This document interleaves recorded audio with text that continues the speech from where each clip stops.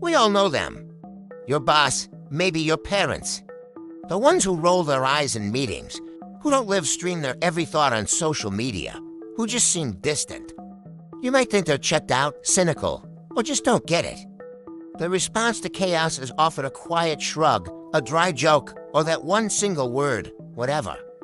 But you might be missing the psychological backstory. This isn't just about a forgotten generation. It's about how a childhood of institutional failure and broken promises created a mindset that can feel totally alien in today's world. What if whatever doesn't actually mean I don't care? What if it's a shield? A kind of psychological armor forged in a world that taught them one undeniable truth: the only person you can really count on is yourself. To get the Gen Xer in your life, you have to get the world that made them a world with no smartphones, not a lot of adult supervision, and none of the safety nets younger generations might take for granted.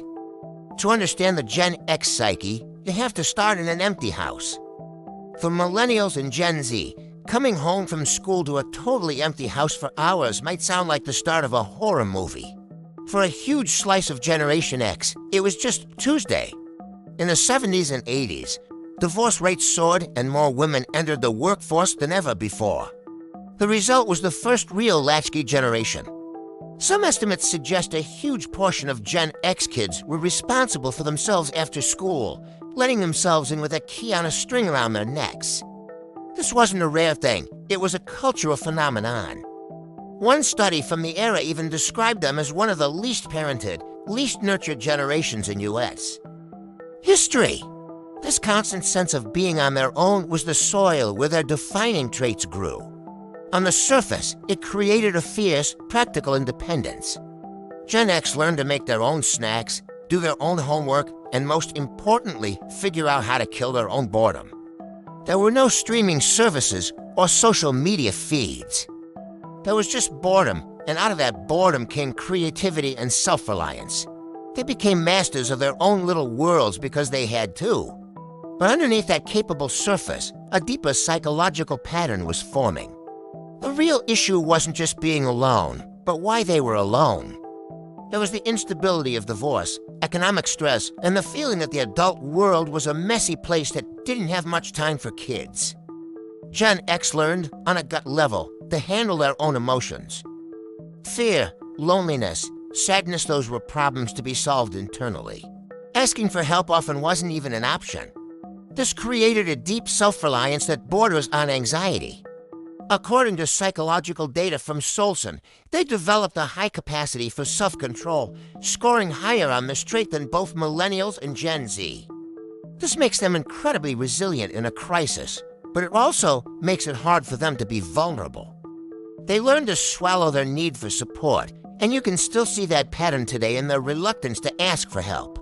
This is the root of their emotional minimalism, a quiet, guarded approach to feelings that can look like coldness to younger, more expressive generations. If the empty house taught Gen X to rely on themselves, the world outside taught them to be suspicious of pretty much everything else. Their childhood was a relentless slideshow of institutions failing and promises breaking. They watched the Watergate scandal disgrace the presidency. They saw the fallout from the Vietnam War shatter national confidence. They were the first kids to grow up with the constant, low-humming terror of the Cold War and nuclear annihilation, a threat that was talked about with a terrifying casualness at school and on the news. Then came the economic betrayals.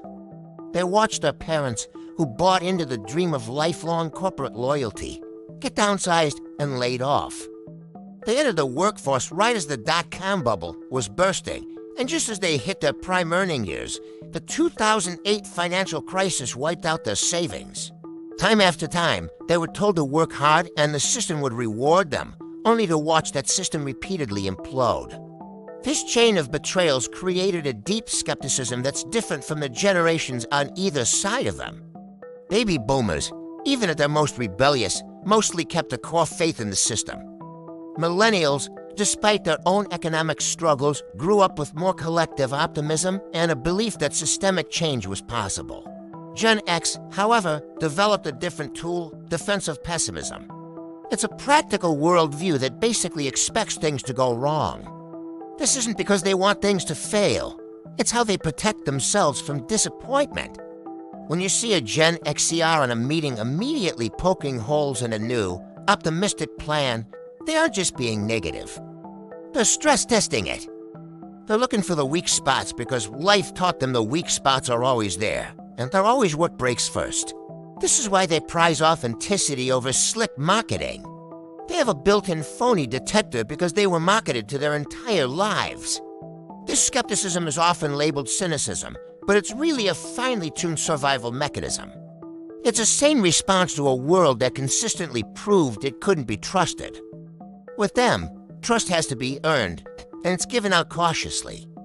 One of the most unique things about Gen X is their position as the bridge generation. They are the last to remember a completely analog childhood and the first to build a digital adulthood. They remember a world of rotary phones, encyclopedias, and waiting a week to see the next episode of your favorite show. But they also pioneered the early internet, built the first websites, and have adapted to every single wave of tech that's come since. This gives them a totally different relationship with technology and privacy than digital natives. For younger generations, life is often lived online by default. For Gen X, that can seem bizarre, even reckless. They remember when your private life was just that private. The default setting isn't to share. This doesn't mean they're bad with tech. Actually, studies show Gen X is incredibly adaptable to new tools, but they use them with that classic pragmatism. They see technology as a tool, not a habitat. This explains their sometimes confusing social media habits. They might be on Facebook to see what their cousins are up to, but they're way less likely to be curating a perfect Instagram aesthetic or jumping on a TikTok trend. They are often the lurkers observers on a digital landscape they helped build but don't entirely feel a part of. This analog to digital brain also shapes how they work. They're fluent in both old school and new school work environments. They can command a face-to-face meeting using skills honed before the internet, but they're also great at managing remote teams. This adaptability makes them powerful leaders, but it can also cause some friction. Their communication style is often more direct and less padded than what younger generations, who are used to emoji-filled, constant online chatter, might expect. A short, to-the-point email from your Gen X boss isn't passive-aggressive, it's just efficient. It's a holdover from a time when communication was more deliberate. So what happens when you raise a generation on a diet of benign neglect, institutional betrayal, and a whiplash-inducing leap from analog to digital? You get the masters of irony and the architects of the slacker myth, which was never really about slacking at all. That signature Gen X tone, that dry, detached, sarcastic humor is the ultimate psychological armor. It's a way of looking at the absurdity and disappointment of the world without letting it crush you. Irony became the generation's secret handshake.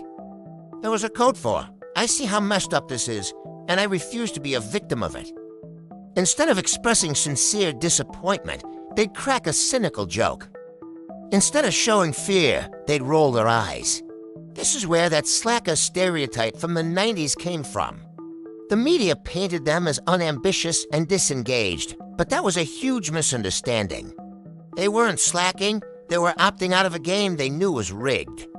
They watched their boomer parents give their lives to companies that eventually threw them away, and they decided not to make the same mistake.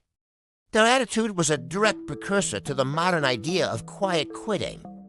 They saw every job as a transaction, not a lifelong commitment, and prioritized having a life outside the office. They weren't quitting on work, they were quitting on the broken promise that corporate loyalty would ever be a two-way street. This emotional armor can be tough for younger generations to get past. It can look like disinterest or negativity. But it's a defense mechanism, not an attack. It's the logical conclusion for a generation that learned the hard way that being too earnest often leads to heartbreak, and the safest place to be is one of guarded detachment. So the next time the Gen XCR in your office seems distant or untrusting, think about their psychological backstory. When they're skeptical of your new job's promise to be like a family, it's because they watched their own parents get downsized by companies that made that exact same promise. When they don't post their vacation photos online, it's not because they aren't happy.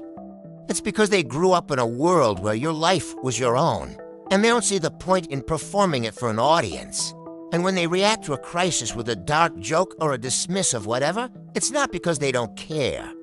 It's their high self-control kicking in a learned behavior. It's their way of managing a world that has always been chaotic. This is the sandwich generation, now simultaneously caring for their aging parents and their own kids, a role that demands incredible resilience. The psychology of Generation X isn't a bug, it's a feature. It's a complex, hardened, and incredibly resilient adaptation. They aren't rejecting the modern world. They're just navigating it with a toolkit built for a different one. Their independence can look like isolation, their skepticism can look like cynicism, and their quiet emotional style can look like apathy. But beneath that armor is a generation that learned to be resourceful, to solve its own problems, and to endure.